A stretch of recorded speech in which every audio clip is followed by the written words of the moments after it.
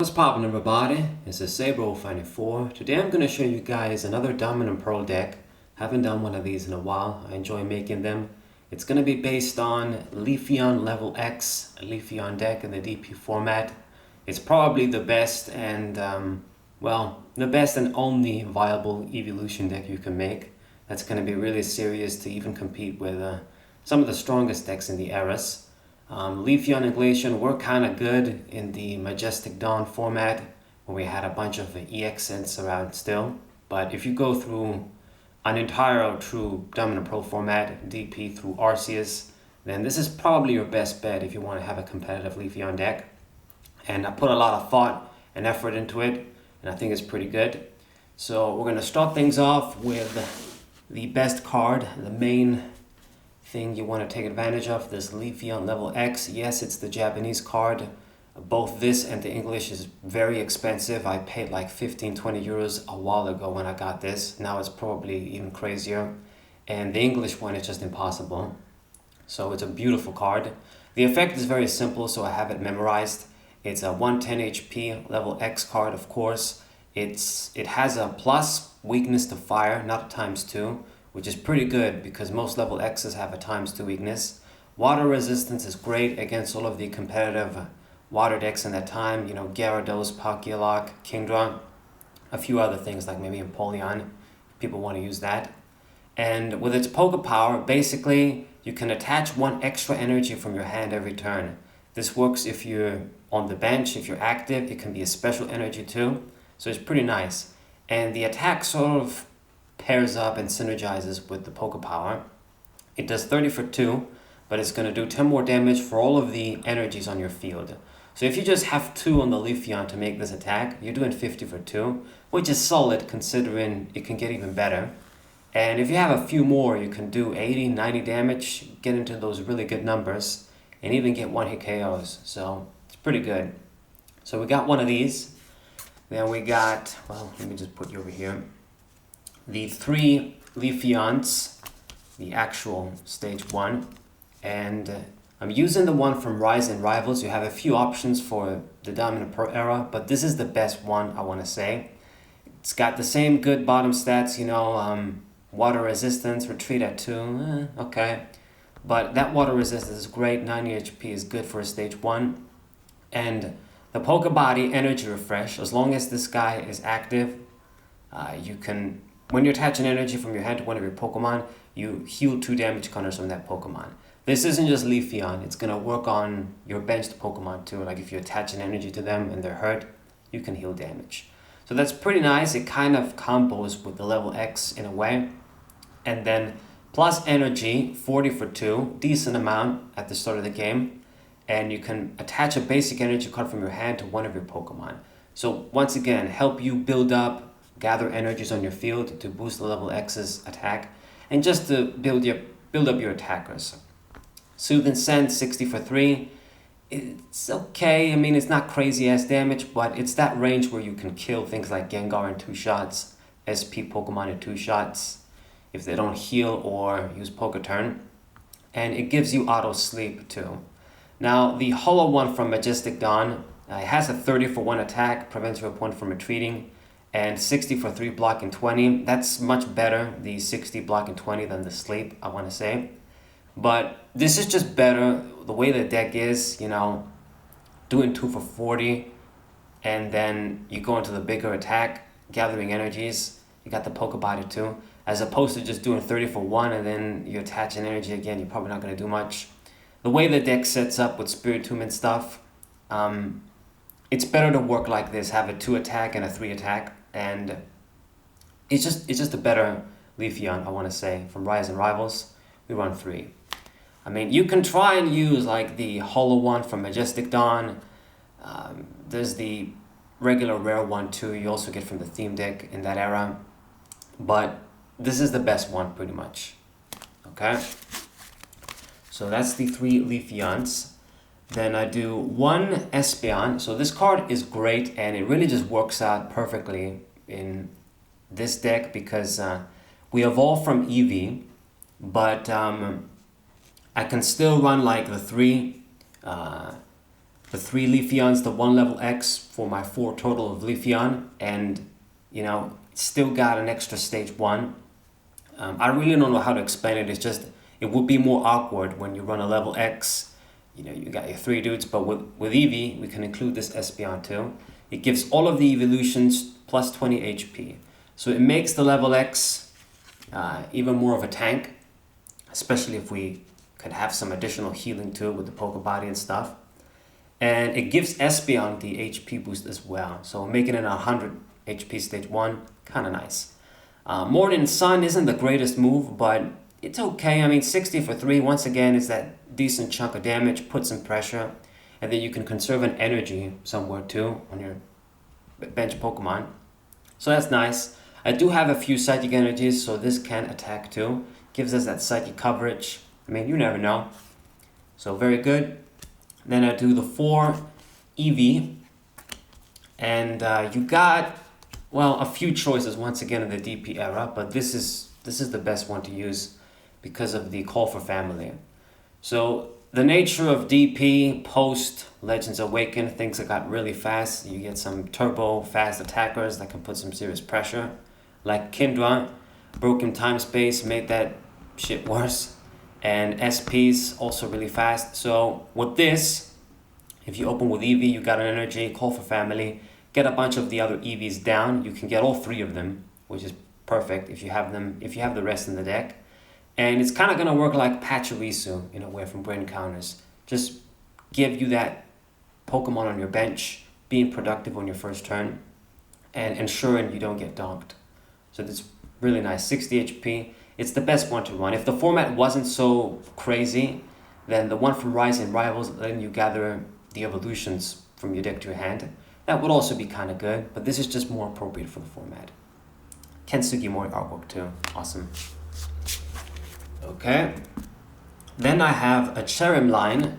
I got 2 of the Storm from Cherrims and 1 of the defensive Cherrim from Arceus.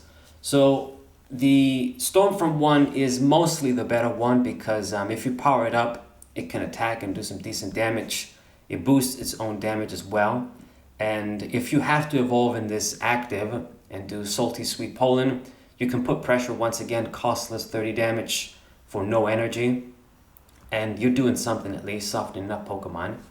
But basically, if you don't know, with Sunny Day, all of your Grass and Fire Pokemon do 10 more damage. This also stacks, so if we have 2 of them out, we get plus 20 bonus.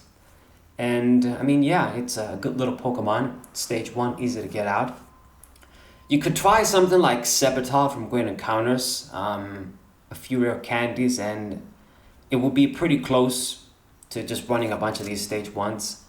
But it's just more consistent to just run it like this because I got Spiritomb as well. Shaman level X from Platinum is another option, but it's just awkward. You gotta be active to level up, you gotta retreat. It's just, Cherrim is just easier to use. It gives us utility. It's pretty nice. And as for the defensive Cherrim, I like to run one of this as well, as opposed to more of the Stormfront one, because if I have this out, blocking 10 sort of puts us in that 90 HP range for this Cherrim and this Cherrim. So a Garchomp that's going to snipe won't be able to get the kill if they don't have like a Crobat drop, that kind of thing. It's just extra tanking basically, 2 for 32, maybe it'll be better instead of committing the 3rd energy on this guy. And you can do Confusion as well, but just 2 and 1, I kind of like it like this. If you want to do, you can do like all of this Cherrim, all of these Storm from Cherrim.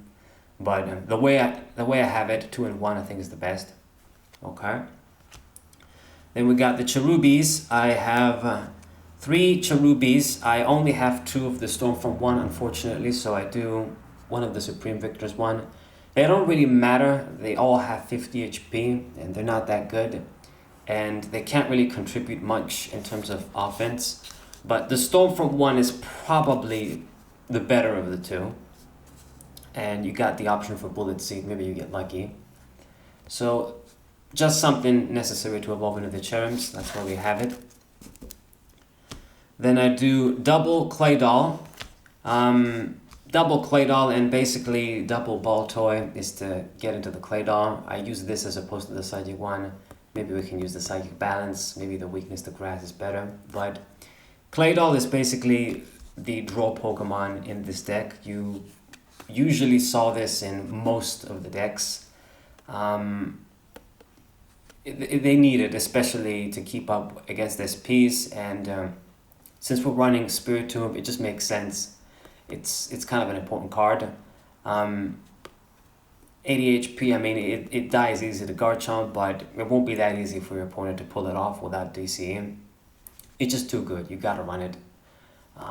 In this deck, since we can afford to, we got the space. I have other decks like Magmortar, which I've included, I've taken out, sort of updated since then, and you know, now all decks can have it because of space issues, and SPs don't really need it that much, but a deck like this needs this, so do 2 and 2. Got the one Uxie as well. If you can't set up the clay doll, maybe this is good. Bench space can kind of afford it, so one Uxie, pretty broken as well. And then the 4 Spiritomb, the card that makes this deck sort of work, gives this deck hope against the faster crazy decks. So if you open with this, the game is slowed down, and with Darkness Grace we can slowly evolve into the Cherims, the Leafeons, the Claydolls, get a few attachments going so we can start doing 2 for 40, 3 for 60, get our stuff going, and it just makes sense to use this card in this deck. You have to, basically. Any deck that you're not going to use SP or you're not going to do turbo shit like with Kindra, it's best to set up through this. Gives trainer lock on the opponent, slows down SP, slows down everything pretty much. So too good. Gotta have it. Your hopeful opener. Alright. These are all the Pokemon. Now it's stadium time. I got 2 of the Dawn Stadiums. Damn, is there a little dirt over here? Shit. But yeah, Dawn Stadium, it's another sort of combo card for this deck. Came out in Majestic Dawn, sort of made it to work with Leafeon and Glaceon. When you attach an energy to your grass or water Pokemon, remove 1 damage counter, heal all special conditions. Basically gives me a little bit of healing, as opposed to not having anything else, or just a lot of broken time space. I'd rather have this give me a little bit of a tank in. So yeah, your opponent can use this too, but it might not really matter that much. Maybe if they're using water, but we do a lot of damage so that we're in that 2-hit KO range. If we just do 60, we wouldn't be KOing Kindra regardless, so the healing doesn't matter. So yeah, 2 Dawn Stadium. And then I got 1 Broken Time Space. This was the most popular stadium in DP, if you're not using SP, or maybe even if you are using SP. So your opponent is likely going to be using this, so we're not really going to need all the extra copies. Evolving through Spiritomb, I understand this card's importance, but I just don't think it's that mandatory to run a bunch so you can evolve super quick into the Leafeons and the other Pokemon. We're trying to set up slow and build up our energies anyway, so just doing 1 of this and favoring Dawn Stadium as a counter stadium too, I think it's just better. Okay, now it's the supporters. I do the 4 Rosane Research, kind of standard stuff, not always, but sort of standard in this deck. This is pretty good to get basic Pokemon, obviously in the beginning, especially if you play second and you can use this, get your setup, and get energies too, so I can always make use of Leafeon's first attack. I have a lot of energies in this deck anyway, but just getting extra with this, it doesn't hurt. And it's just consistency. We can just discard it with Felicity if we don't need it. It's just nice gathering those energies, getting those kinds of cards in hand, getting rid of this, you know, against Gengar. I really don't know how to explain it. It's just a good supporter. All right. Then I do, goddamn, shit falling off. Okay. I do the Felicities, drawing all 4 of this card. So good straight draw, discard unnecessary cards like extra Spiritombs. You know, if we don't open with Spiritomb, we can't get 1 in the active position quickly, or we just don't use it, or we use one or two and then it's about time we attack. You don't need extra copies of those cards. You don't need extra copies of maybe Rosane, other supporters, other cards. So the discarding doesn't hurt that much. I mean, you can use Felicity to discard other Felicities to draw, and just the straight draw is just good for this deck. So I have it. Then I do one of Oak. You can do more of this and less of Felicity if you want, if it's your preference, but I just have one of this. In other decks I use more of this as opposed to Felicity, like in Gengar. But pretty good. I mean, a softer cost compared to Felicity. You draw 3 only. You get a card, put it at the bottom of your deck. So at least you don't lose it. That's why I say it's softer than Felicity. But yeah, another straight draw supporter. Then I got one of Cynthia's Feelings. So this is the best supporter if something got KO'd, because you can shuffle and draw 8, basically. It's amazing. But the hope is we're not going to be dying all the time for no reason. So that's why when you got a bunch of copies of this as your only supporter, it sucks having to just shuffle and draw 4. It conflicts with Claydol in a way too, and everything else that I'm trying to do. So I just have one in, and yeah, that's all I really got to say about that. I don't really like to run more than 1, maybe 2 in my DP decks of her, but that's just me. And then I got triple BB Search. So run quite a few of this bitch because we have Claydol this time, and you sort of use this to get the Claydol so you can keep drawing cards, get Leafeon level X2, get just any evolution Pokemon. The cost sucks, but because we run Claydol, I run a few more copies as opposed to just running my usual one. You kind of have to. I mean, it makes sense. If you just run Claydol and you can't get them out, then it just makes your deck even less consistent. So have a bunch of these to try and get Claydol out as quickly as possible. Jason will probably run 4, but I do 3 and want to have some extra, like an Oak or just a different supporter that just gives me more value as a standalone card. Alright, and that's all the supporter cards. You got the 1 Luxury Ball, get anything except a level X, gotta have it. 1 Rescue Stretcher, this is usually going to be reserved if everything goes according to plan, to get Leafeon level X back, because it's your most valuable card. I don't have Premier Ball in this deck, so this is the best way to get Leafeon level X back.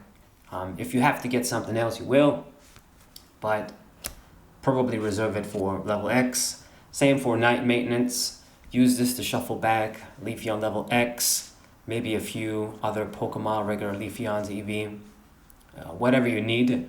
Probably not energies because we have a lot, but I don't know, maybe you need energies. I kind of doubt it, but you can get energies too. Got 1 switch. If I could, I'd run more, but space is tight with this deck, and plus this can be bad against Trainer Lock and just bad when you don't need it and you have it in hand. It kind of sucks. But 1, just in case Claydol gets stuck. That could be a problem. And then the rest is just energies. So I run 1, 2, 3, 4, 5, 6, 7, 8, 9, 10, 11, 12 grass energies, 2 psychic energies, and 2 call energies. So call energy is not really needed much in this deck because we have a lot of Pokemon. We also have Eevee that sort of gives us that call energy effect as it is. And we got Spiritomb to slow the game down. But it's just nice to have 2. It's perfectly compatible with the Leafeons. I can use it with the effect of Leafeon level X. Not with the regular Leafeon, but that's why I only got 2. Psychic Energies is just 2 in case Espeon attacks. That's about it. I mean, once again, Leafeon can utilize this. It's pretty flexible with its attack costs, only needing 1 grass energy. And the rest is just grass energies, consistency, enough to always be able to reap the bonus of Rise and Rivals Leafeon. When I attack, I can attach an energy from my hand with its effect. And yeah, just make sure we got a lot for level X's Pokepower too. So this is the deck, guys. It's a cool deck. It's not as weak as you might think. You're thinking, oh, Leafeon wasn't even competitive. A lot of stuff can have a chance if set up slowly through Spiritomb. And this can become deadly if your opponent doesn't kill it. You get a bunch of energies, power up a bunch of things. It's going to be really cool. So that's the deck profile. I hope you enjoyed it. Subscribe to the channel, leave a like, share the video with your friends, and I'll see you guys next time. What